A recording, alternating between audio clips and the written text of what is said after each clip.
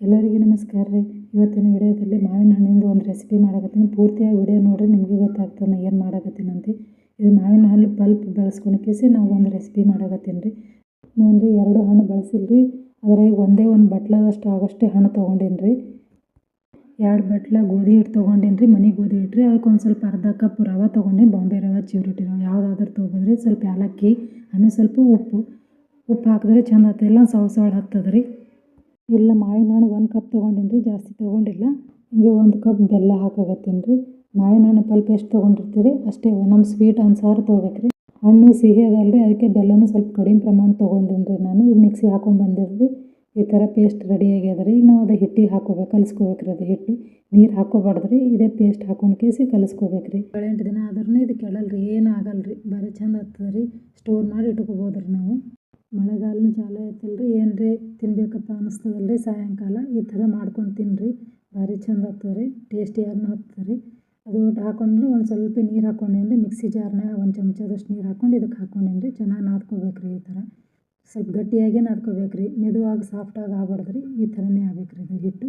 ಈ ಥರ ಚೆನ್ನಾಗಿ ಕಲಿಸ್ಕೋಬೇಕು ರೀ. ಎಷ್ಟು ನಾದ್ತೀವಲ್ಲ ರೀ ಅಷ್ಟು ಚಂದ ಹಿಟ್ಟು ಇದಾಗ್ತದೆ ರೀ. ಅದು ಅದಕ್ಕೆ ಬರ್ತದೆ ರೀ. ಮುಚ್ಚಿ ಇಡ್ಬೇಕು ರೀ. ಒಂದು 5 ನಿಮಿಷ ಇಟ್ಟು ಆಮೇಲೆ ತೆಗೆದು ಕೇಸಿ ಮತ್ತು ಒಂದು ಸ್ವಲ್ಪ ನಾದ್ಕೋಬೇಕು ರೀ.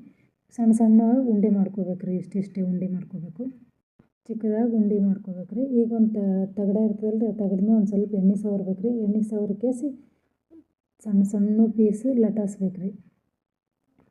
ಪಾನಿಪುರಿ ಸೈಜ್ ಇರ್ತದಲ್ಲ ರೀ, ಅಷ್ಟೇ ಲಟಾಸ್ಕೋಬೇಕು ರೀ.